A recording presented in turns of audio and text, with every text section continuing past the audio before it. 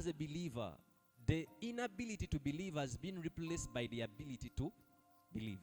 Because unbelief is more of a seed that is planted within a man's heart. Praise the Lord. And the fallen nature, the moment you fell from the place God had put you and me, regarding to our forefathers, Adam and Eve, the moment they fell, they did not only fall from the things that were physical that started responding to them in a certain way, they also fell from the place where they could believe. Because the belief thereof came in because men were able to see and believe.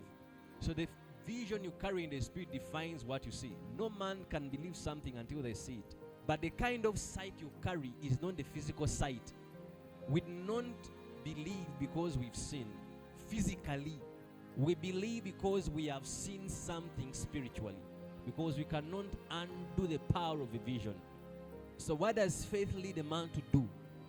That kind of man starts to what? Say some things. If at all you've not yet begun to say certain things, you've not yet literally believed in it. Because the moment you believe, certain words start emerging out of you. When you understand the New Testament experience of the believer, he has given you all things that pertain to life and to godliness. Anything you can pray for right now, God has already given it to you. So instead of praying and asking for certain things, the bigger part is for you to see what has Christ done for you. Because if you understand what he has done for you, you realize that there are certain things you don't need to pray for. They are already given to you as the believer. So he's saying that as long as you are able to have a vision that is rightly aligned, that you are able to see things rightly, nothing is going to be impossible in your world. No man in the world of men either has an advantage that is not the advantage of faith. The only difference is some men have chosen to believe and some of you are still in the boat. You are still sailing in the places of comfort. You have not yet gained the boldness to say, I'm going to step out of this water and I'm going to walk and I know I won't sink. Because if at all you do not get out of the confines of your comfort zone, you will remain agreeable with everyone. Your life will be predictable.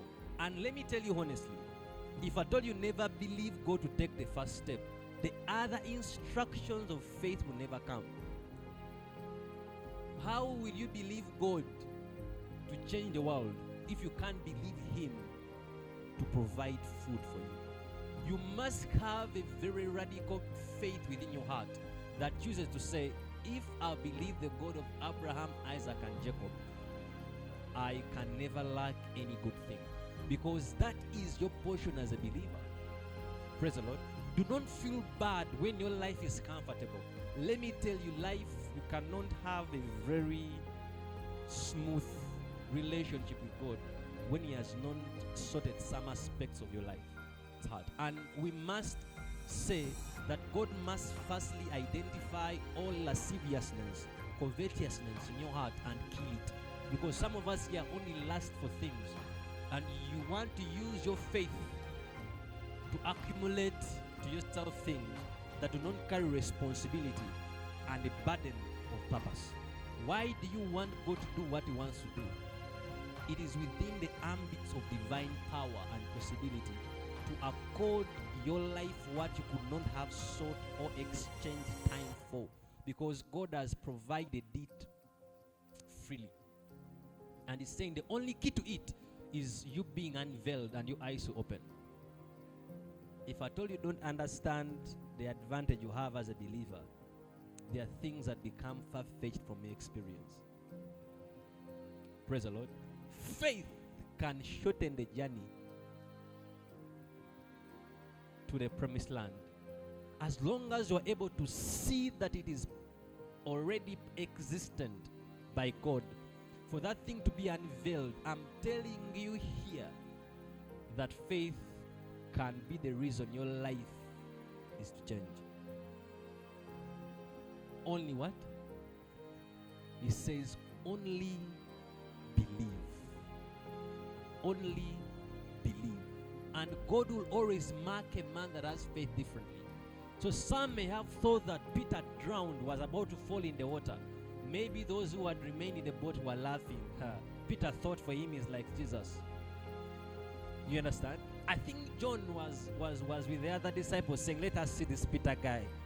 He claims to really be the one that can walk on water. Doesn't he also know, or even us, we are human beings like him? Talking about the Peter that has chosen to walk out. And as Peter started to walk, they were like, let us wait and see whether I will finish the journey. When Peter started to sink, I think they may have busted into laughter. We told you, what are you trying to prove? But yet in the end, Jesus never allowed Peter to sink. But Peter had a mark on his body that he was a man that had believed. What mark was it? His clothes were wet. Somehow, even when he came back to the boat, he was different from every other disciple who was in the boat. They were dry, but there was a man who was soaked. Don't be like everyone else that has chosen to remain in the boat. You will be greatly distinguished from your world because you've chosen to believe. If you do not choose to believe, the world can never regard you as a man and woman that deserves a response in anything you can ever do. Believe God beyond what you can have access to by your own physical might. God is inviting us to the place of faith greatly. Faith that is going to shake our worlds for God. Praise the Lord.